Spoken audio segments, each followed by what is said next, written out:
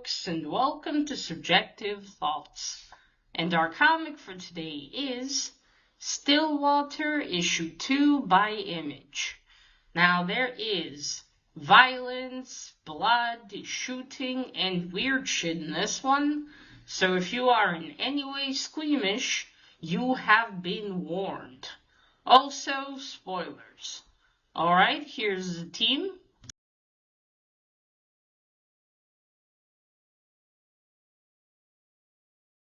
So, when we left off our protagonist, Daniel West, in issue 1, he was just about to be murdered by the townspeople of Stillwater.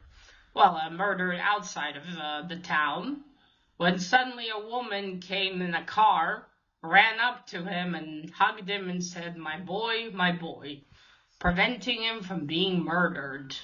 And it's like, ooh. So we start this issue. It is 1990. We see a woman, which by the way is the woman that went to Daniel and saved him.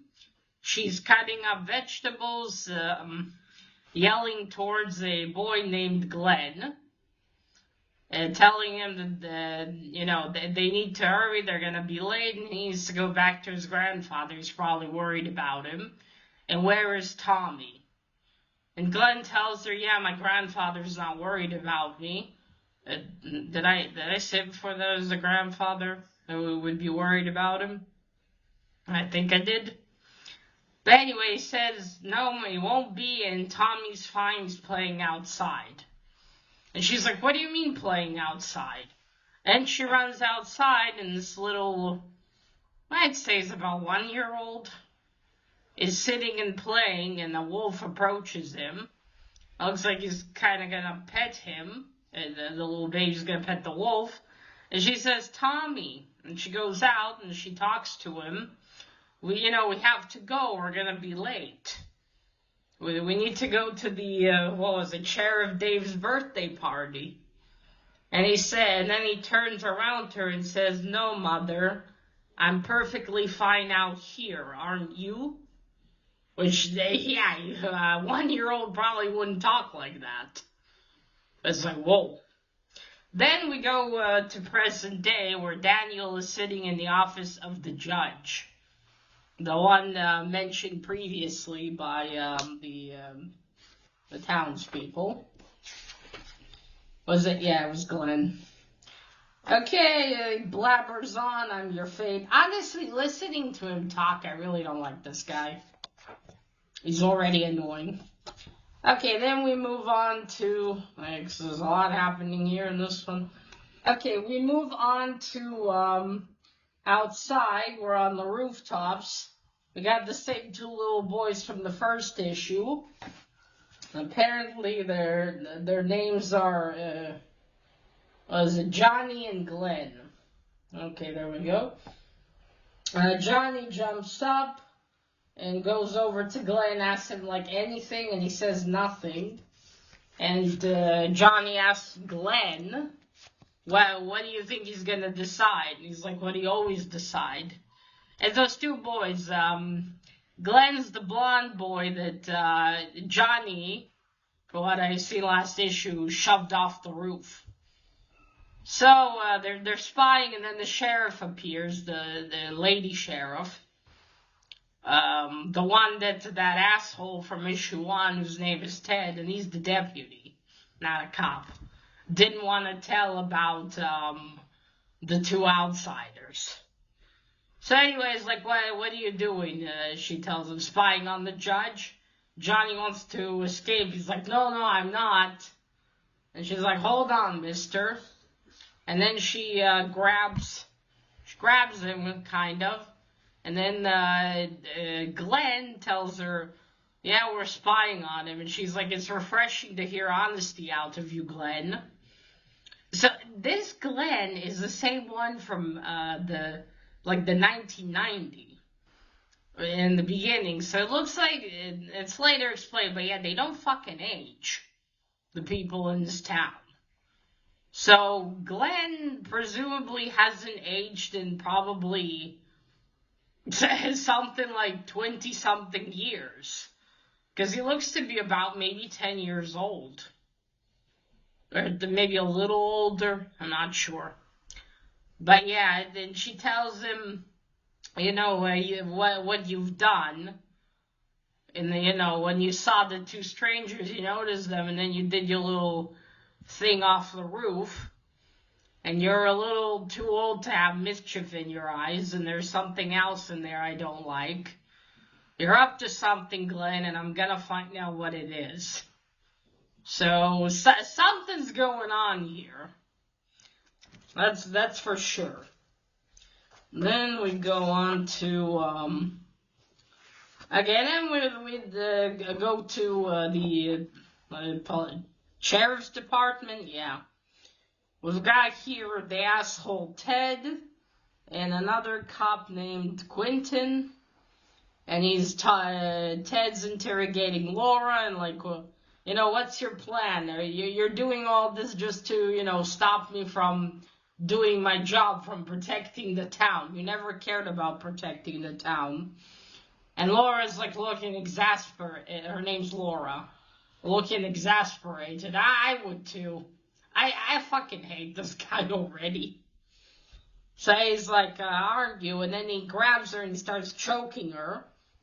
And Quentin yells Ted, but then the sheriff lady arrives, Tanya's her name, and she shoots him in the neck. And he falls and bleeding. She's like, okay, you killed an outsider, she tells him, without consulting the judge, without consulting me. You're lucky I only shot you, asshole. And then she tells Quentin to drag him into the cells to sleep it off. Well, it must be pretty convenient. You just fucking shoot someone, they'll recover later, and you can not have to deal with them for a while, eh? And it's like, who's gonna clean this? Quentin's like, and she tells him, don't worry, when he gets all better, he'll clean it. From a fucking gunshot to the neck. My God. And then she goes to Laura's like, she says, Ted's an asshole, but you still gotta answer questions. Is that man your son, Daniel? The math adds up with his age, but how is that possible? And like, you dragged him into something bad. He's gonna be killed. That's what always happens with outsiders, it seems. And she says, no, he won't, because if he does, I'll kill the judge. And then they're sitting there. Okay, there we go back to the judge and Daniel. Basically, the judge's yapping about the town, that they don't have lawyers anymore, they don't have a courtroom, now he decides everything, blah, blah, blah. Yeah, I honestly couldn't care less. I mean, he does tell about the town, but just reading, his speech bubbles was so, exasperating. Yeah, so this whole town, is like, it's been touched by God, and people here don't die, don't age, they heal, but as long as they stay in town, and it has to be our secret, and we have to protect it, and you're awaiting my verdict, whatever, now we kill you, blah, blah. And he's like, do you know why that is? And then, okay, then suddenly Daniel says, you're all a bunch of blades. Which is... Now, at first I thought, I thought he was saying bellends. Like the slang term in British for, I think, idiot, maybe? But no, blades. And then he starts talking about... And this whole moment is like... What the fuck is happening? It's just... Is it saying, I was in my cell, crying last night, woke up and thought, this was all a dream, Tony getting killed, us in this town, and I thought of, and all I could think of was the movie Blade. And he looks at the judge like, Blade, Wesley Snipes, 1998.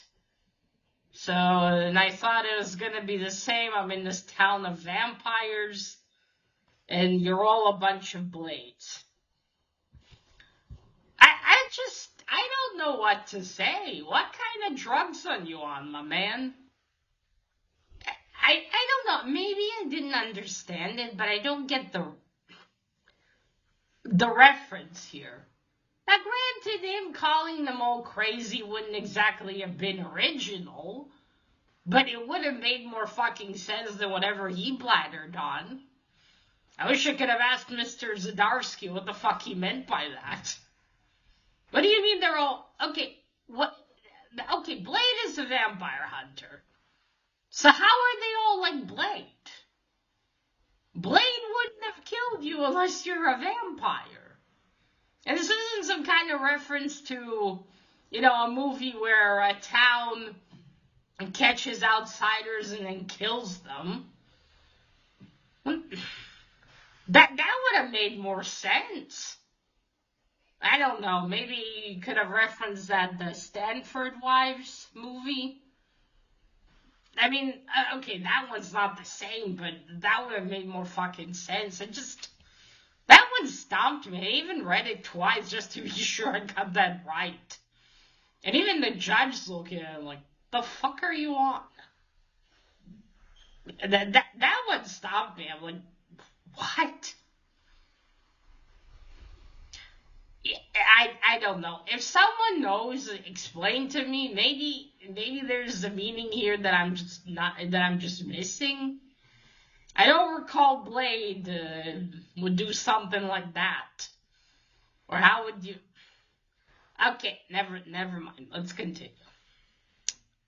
Yeah, right.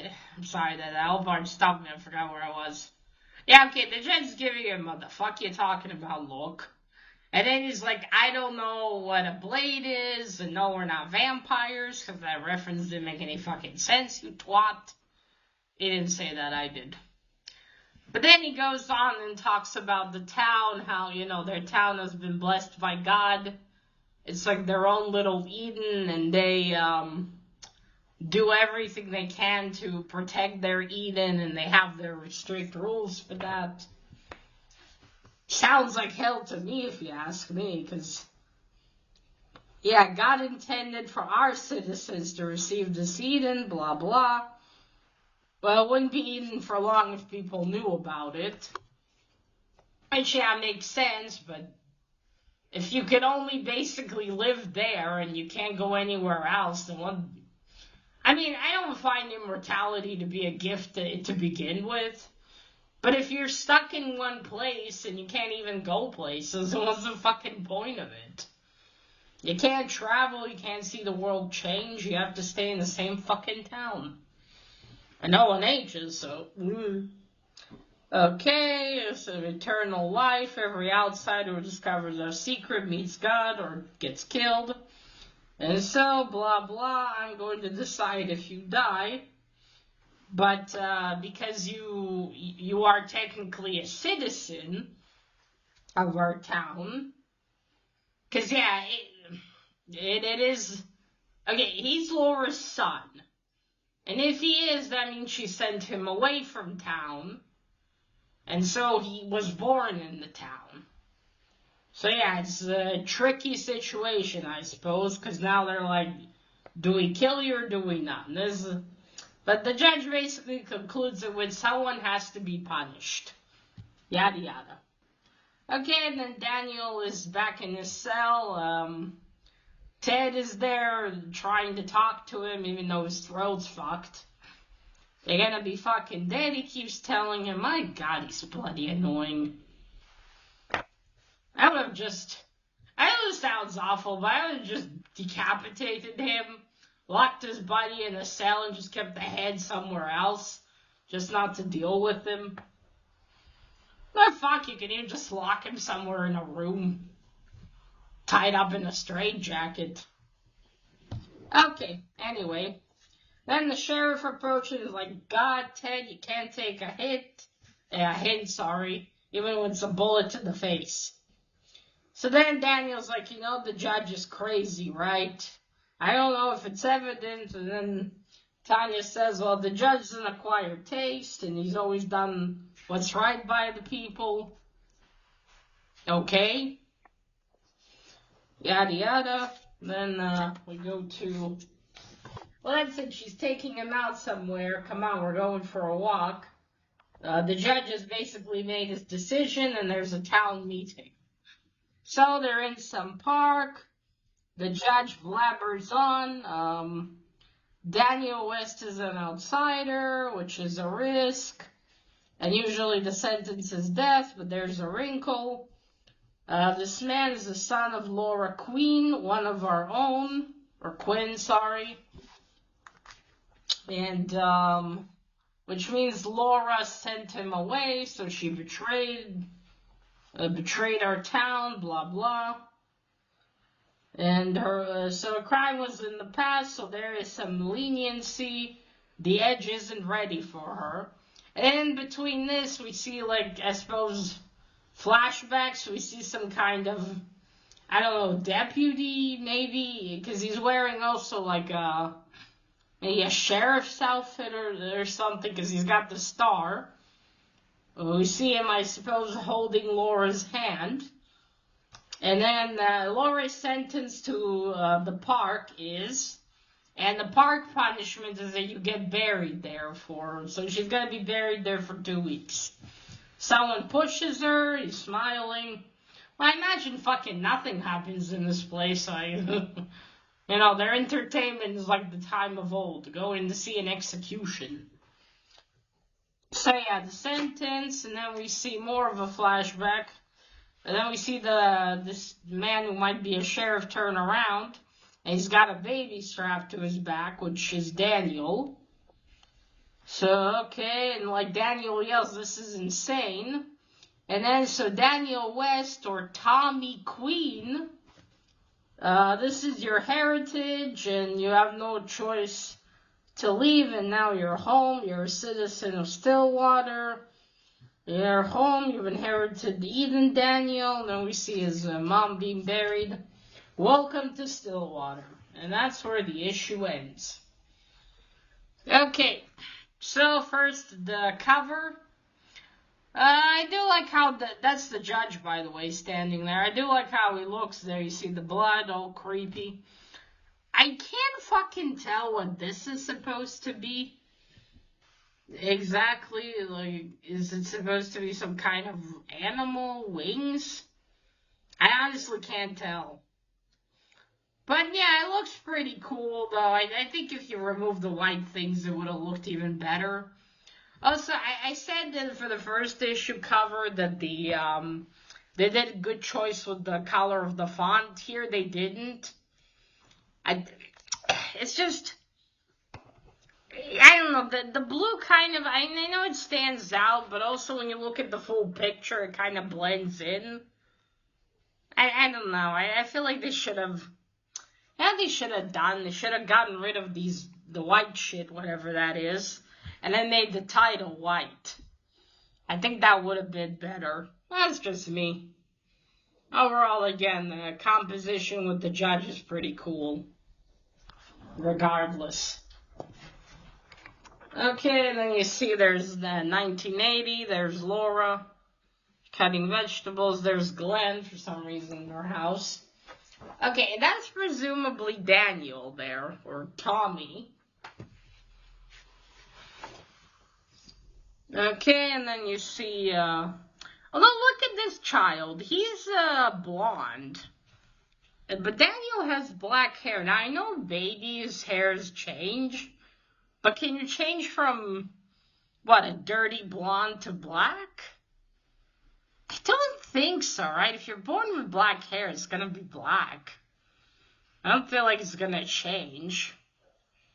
Like, I know it can change, if you have, light brown hair, it can become blonde. My mom was like that.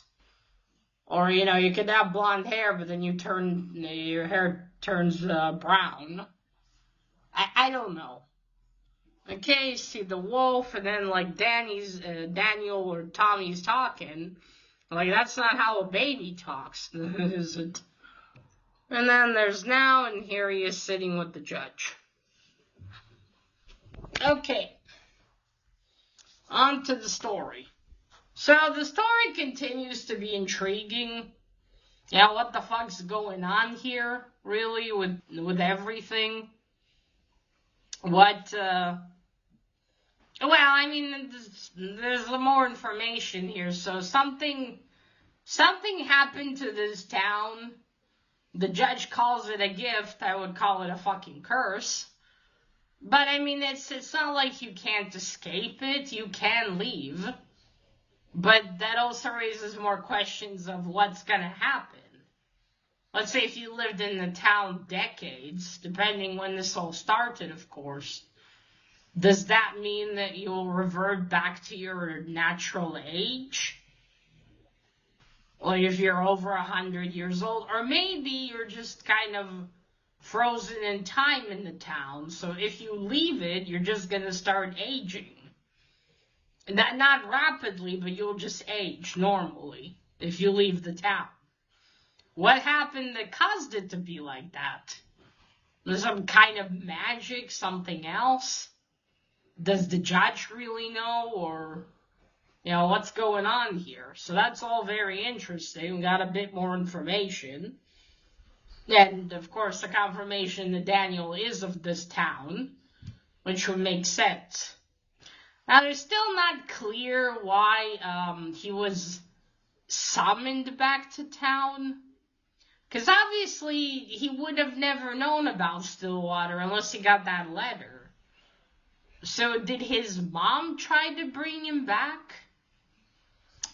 Because what I doubt that she did is that, like, if she was the one that sent the letter, wouldn't she have, awaited him to, intercept him somehow, talk to him, try to wait for him outside of town when she knows how dangerous it could be? Or, and granted, I don't know what her feelings are about living in the town. Is she sick of it?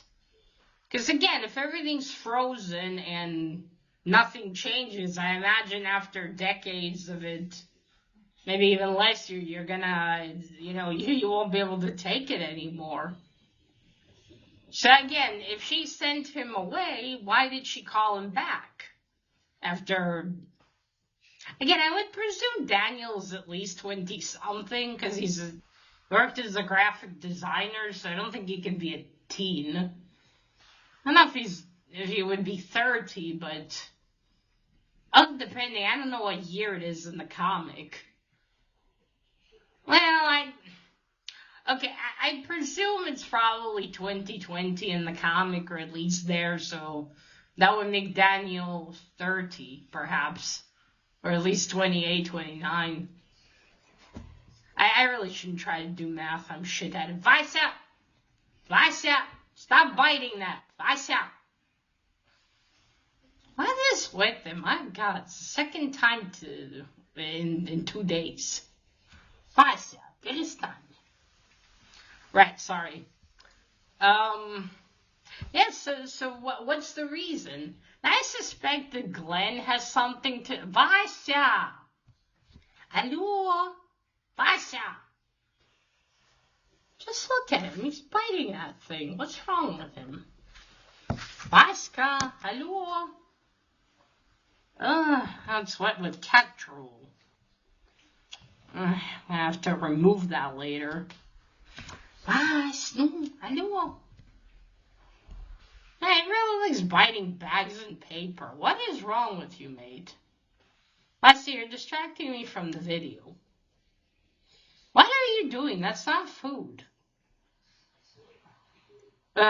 Sorry. I'm sorry. Anyway.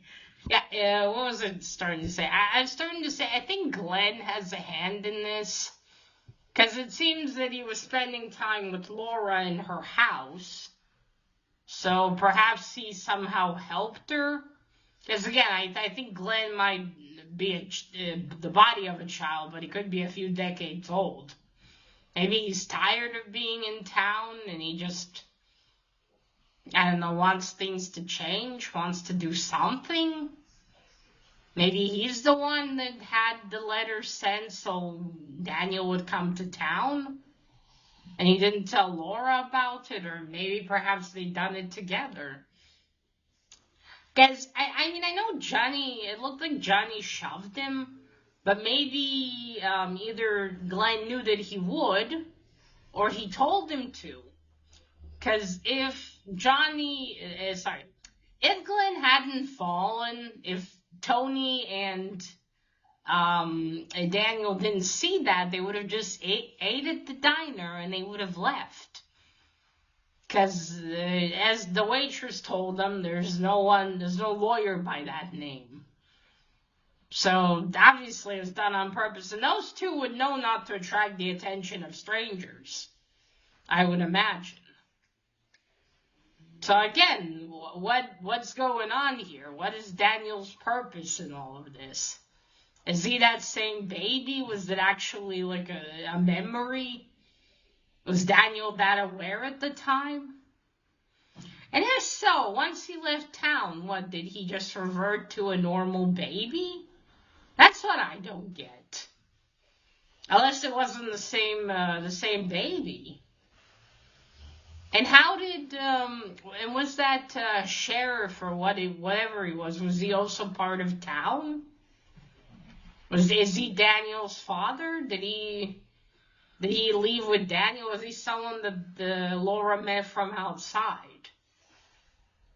And then had Daniel, there's so many questions here, like, was it the same baby? And if so, how did no one know that he disappeared?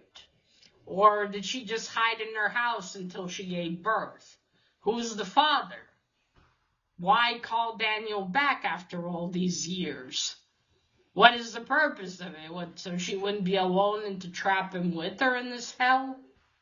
Again, in my eyes, it's a hell, but I don't know, I imagine after all this time, it's probably not exactly fun. But yeah, it does raise some interesting questions. The concept of this series so far is very interesting. And also what's going to happen with, because Tony's been killed. And he works in a company. I mean, someone's going to notice. And the question is, if Tony told anyone that he was going with Daniel to this town called Stillwater. And if he did, does that mean someone's going to go investigate? Because it's all fine and dandy, but, you know, if they go and investigate, then what? They're going to send cops, and if they kill those cops, then the more cops will be sent. I mean, they can't just keep fucking killing. Eventually, they'll cause the discovery, right? So yeah, that's left to be seen, really, what's gonna happen.